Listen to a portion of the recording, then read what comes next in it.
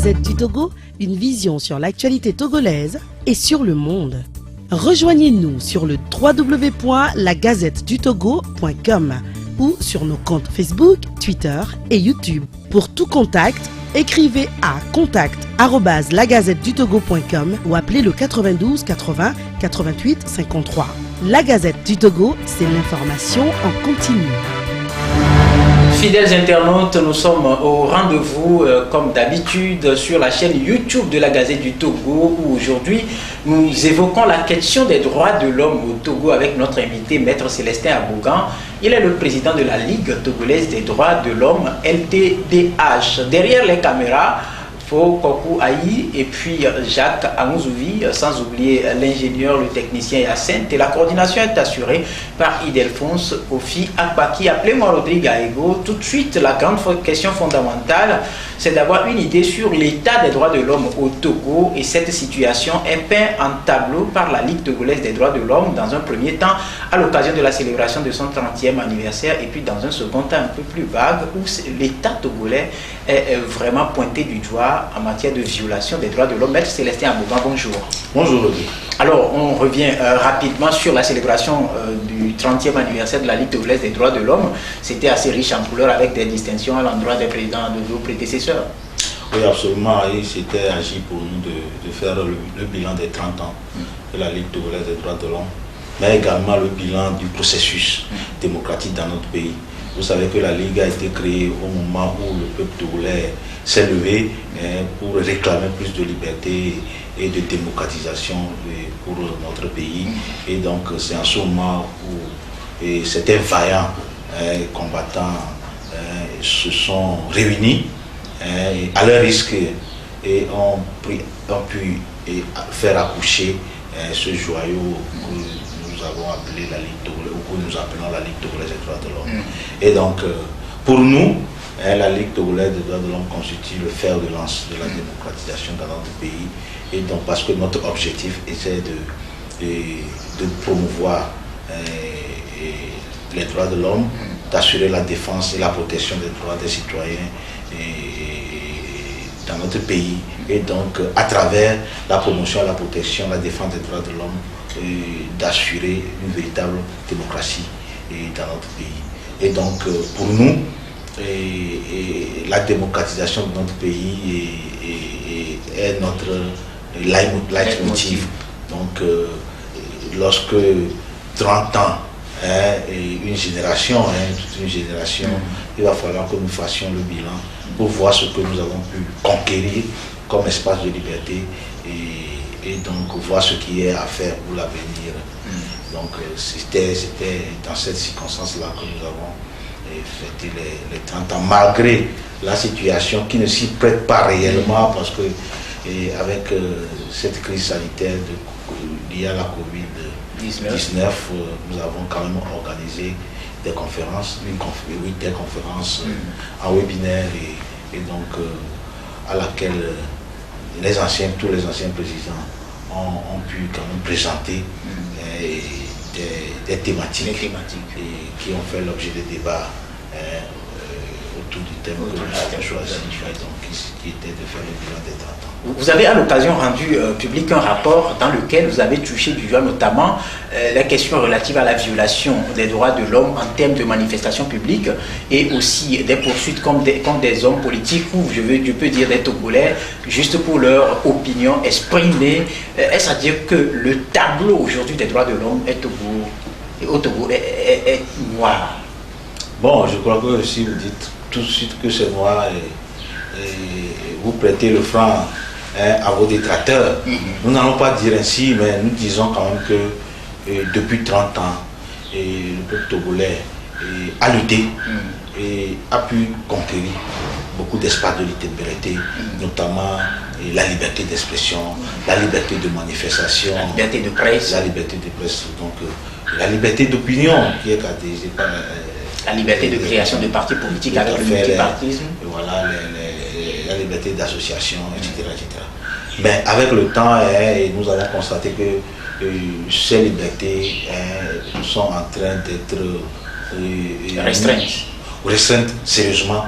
Et ces derniers temps, parce que là, aujourd'hui, on a l'impression que la liberté de manifestation n'existe plus au Togo. Parce qu'avec la nouvelle loi qui a été votée par la loi Boupessi, parce qu'il y avait la loi Boudjouna, aujourd'hui on a la loi Boupessi. Voilà, et cette fameuse loi-là, nous ne disons même pas que ça restreint la liberté, mais ça annule la liberté de manifestation au Togo.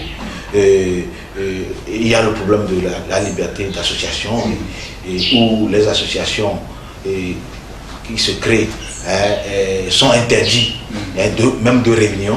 Également les partis politiques qui ne peuvent pas se réunir pour discuter leurs activités internes à leur sein. Et vous convenez avec nous qu'on ne peut pas se réjouir de la situation des droits de l'homme dans notre pays. Il y a eu du recul. Et au moment où, en principe, on devrait penser au développement, parce que ça, c'est cette chose où le Togolais n'a pas besoin de temps d'effort pour faire asseoir dans notre pays ces libertés-là. Et donc, je crois qu'il y a beaucoup de choses qui restent à faire, parce que nous avons perdu beaucoup de choses que le peuple togolais a acquis. Parce que rien de toutes ces libertés-là n'a été donné, n'a été offert aux Togolais sur un plateau d'or. C'est d'ailleurs à la sueur et au sang du Togo. Ça a coûté le sang des Togolais pour que nous puissions accueillir ces libertés. Maintenant, aujourd'hui, nous avons constaté que nos dirigeants sont en train de remettre ou de mettre d'annihiler tous ces efforts des citoyens. Et donc je crois qu'en tant que défenseur des droits de l'homme, nous sommes interpellés. Et donc c'est ces éléments-là que nous avons relevés dans notre rapport. Aujourd'hui, vous êtes le porte-flambeau de la Ligue togolaise des droits de l'homme, le président. Quelles sont les actions que vous entreprenez au vu de cette texte de réalité-là pour que ces libertés soient restaurées? Nous avons pensé que il va falloir que nous agissions désormais plus en synergie que de manière solitaire, parce que vous savez, l'action concertée donne plus de résultats, c'est plus efficace. C'est beaucoup plus efficace. Donc c'est les résultats ou la conclusion à laquelle nous sommes arrivés. Donc c'est surtout les recommandations des panélistes qui ont animer les différentes plateformes lors de la célébration. Tout à fait. Alors aujourd'hui, M. Célestin Abogan, parlant de la liberté d'expression, la liberté de presse, vous représentez le journal L'Alternative dans un procès dans l'affaire qualifiée de Pétrole Gate, où la famille Adiakli a porté plainte, où Fabrice Adiakli a porté plainte contre le journal et son directeur. Alors la dernière fois vous étiez au tribunal et le procès est encore reporté au 16 septembre prochain. Qu'est-ce qu'on peut dire rapidement de cette affaire? Comment ça se présente? Est-ce que, parlant de la liberté de presse et la liberté d'expression, cette poursuite-là devrait être? Oui, je crois que tout citoyen a droit de poursuivre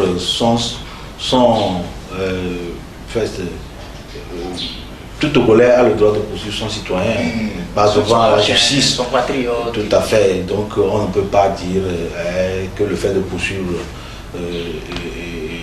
le journal Alternative et son directeur constituerait une entrave à la liberté de presse. Mais c'est la méthode et ce qui entoure cette procédure qui est important. Parce que, bon, on ne pouvait pas nécessairement assigner quelqu'un devant une juridiction et au même moment le dénigrer sur les médias. Bon, on avait fait une option, il va falloir qu'on assume cette option jusqu'au bout. Et puis, on ne peut pas poursuivre un journaliste pour son opinion et au même moment le menacer par derrière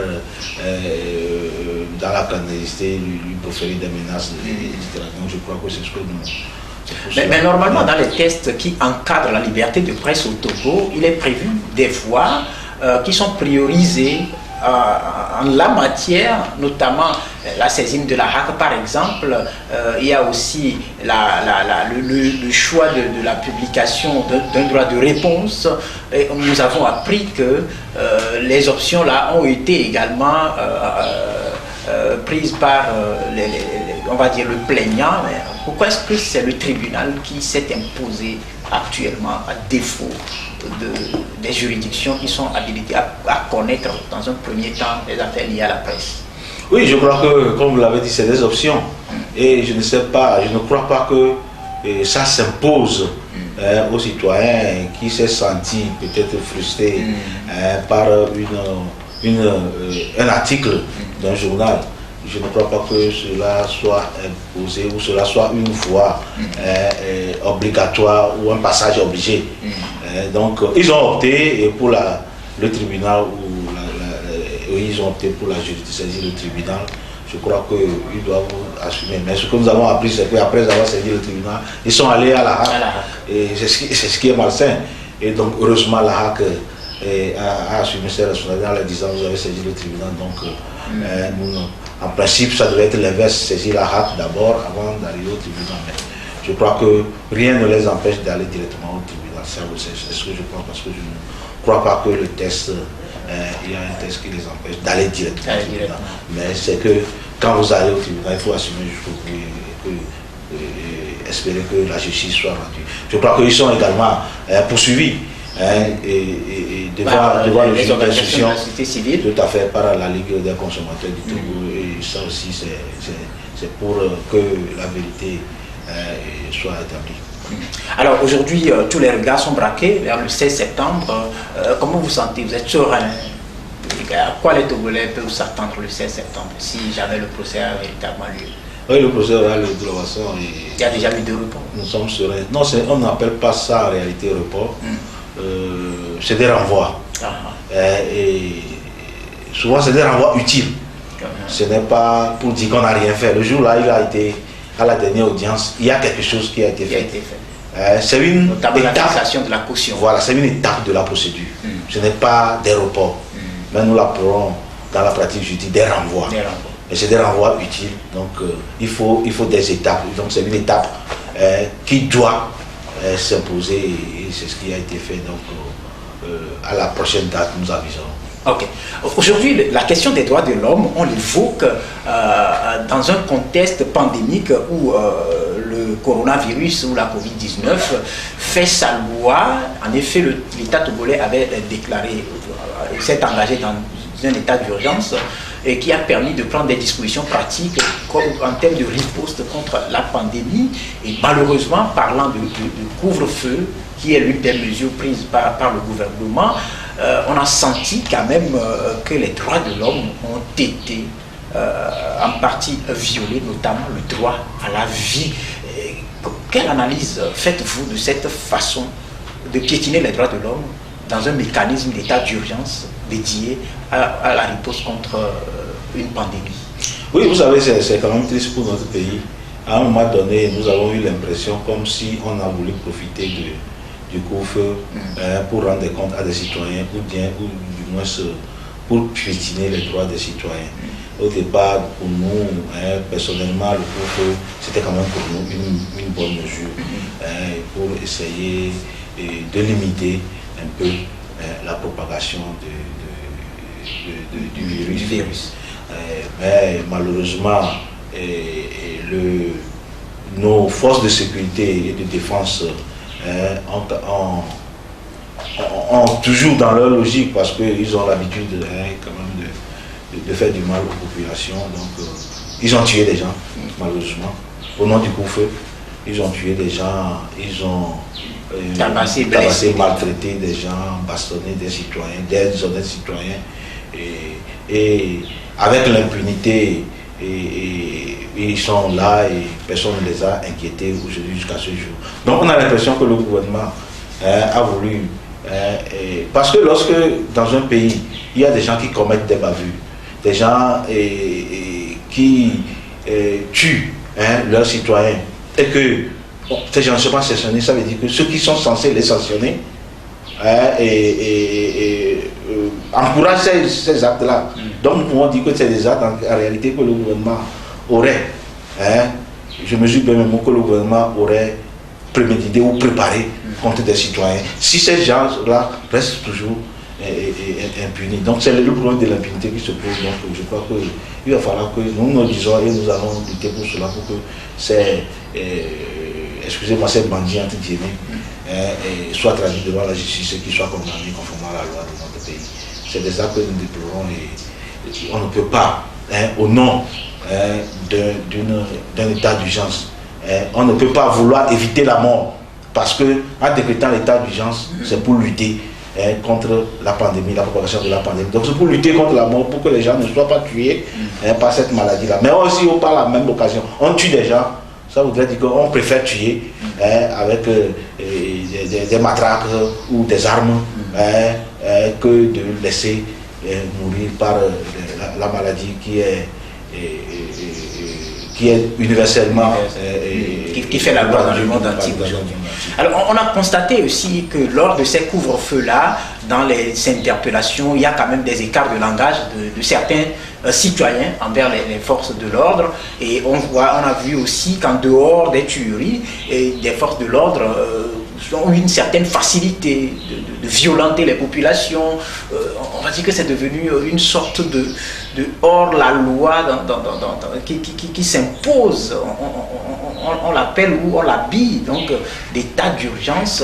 Comment est-ce qu'on peut éviter cette situation-là dans la mesure actuelle où on fait revenir le couvre-feu dans d'autres villes de l'intérieur qui, dans un passé récent, ont eu de fortes altercations avec les forces de l'ordre?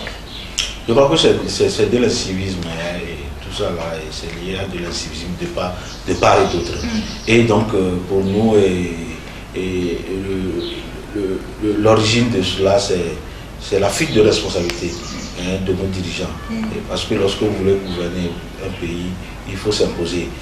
S'imposer, les lois existent, il faut les mettre en pratique. Et aujourd'hui, lorsqu'on instaure des couvre-feux dans plusieurs autres villes, ils ont leur raison. Si effectivement les chiffres qui sont avancés et sont réels, je crois que le couvre-feu c'est une chose. Maintenant, la mise en œuvre, c'est une autre.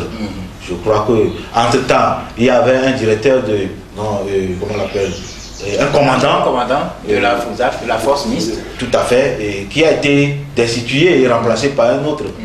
Après, on ne nous a pas donné de raison. Ça voudrait dire que ce commandant... Mais c'était dans les temps forts de ces questions de violence. Tout à fait.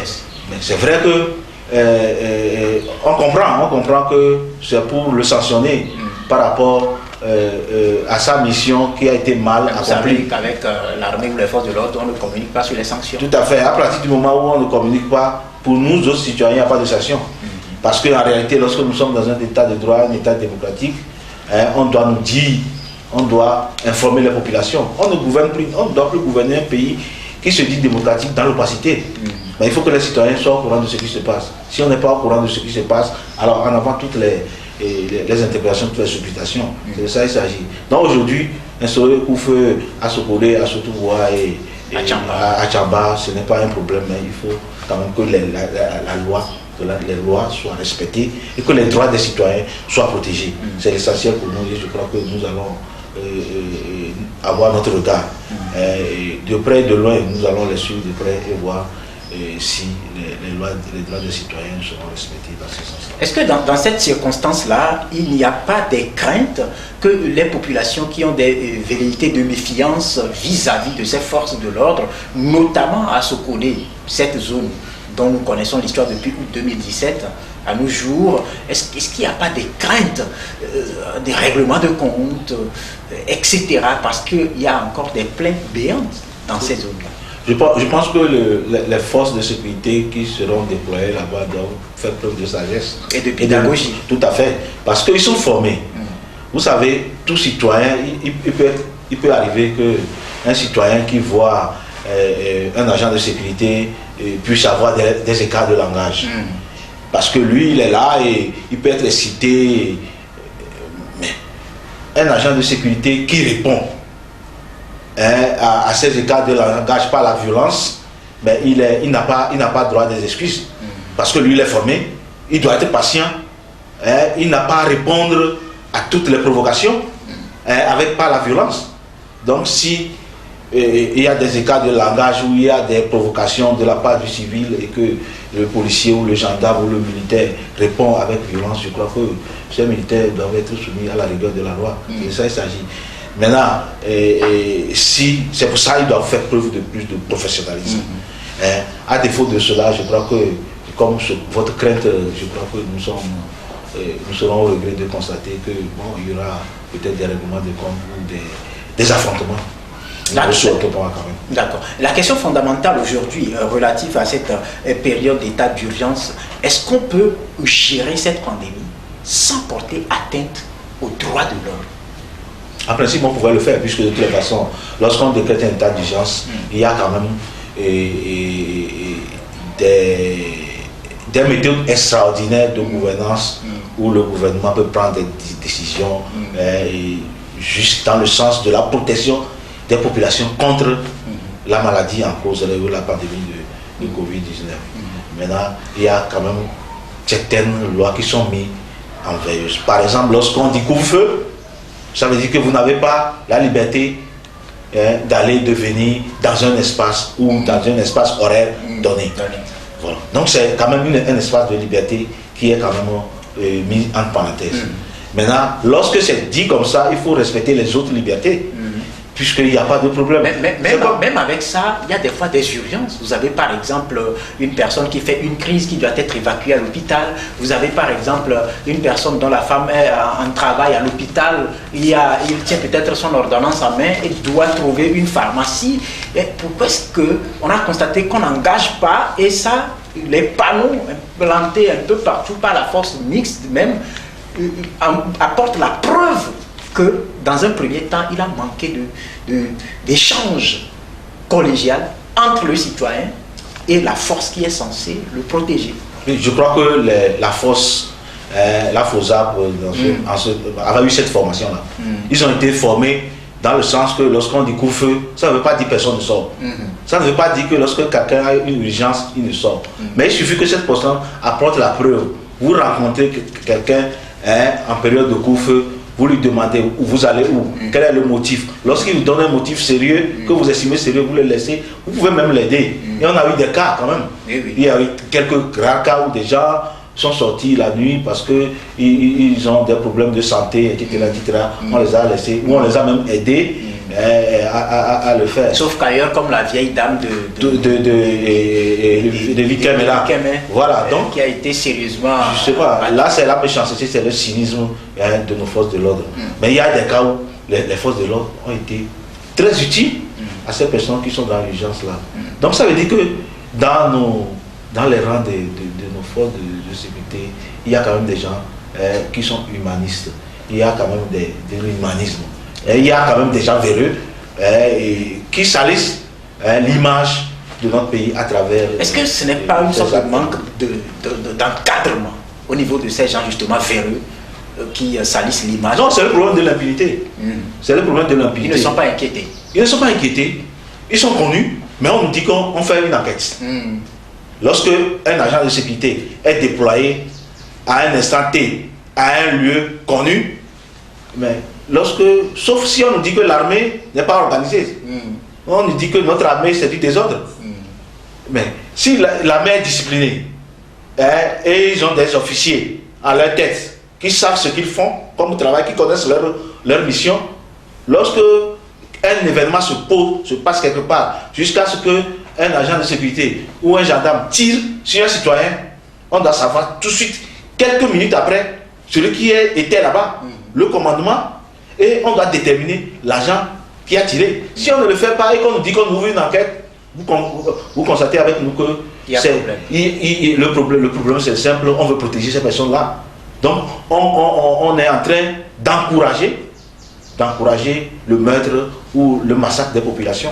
Est-ce que ce n'est pas aussi une façon de dédouaner peut-être ces hauts commandeurs-là? Parce que nous savons que dans la loi fondamentale, dans la Constitution, il est dit quelque part que lorsque l'ordre qui vous est donné va vous amener à porter atteinte aux droits, à violer les droits de l'homme, vous pouvez dire à l'ordonnateur que vous ne le ferez pas. Oui, c'est clair. C'est clair. Cette étape d'exécution avant réclamation, ça n'existe plus.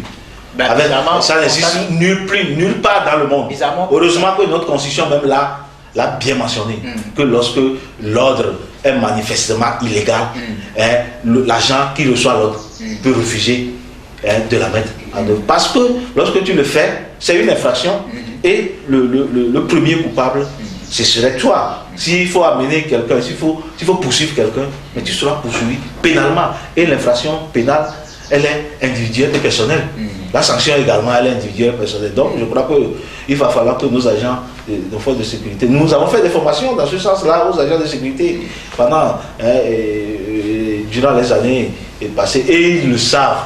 C'est peut-être le manque de courage, parfois c'est de zèle, c'est tout. Alors, pour mettre fin à cet entretien, le temps qui nous est imparti est complètement épuisé. Aujourd'hui, quel appel pouvez-vous lancer à toutes les populations togolaises pour qu'il y ait une cohabitation, surtout dans cette période-là, avec les forces de maintien d'ordre et de sécurité, et protéger ensemble les droits de l'homme?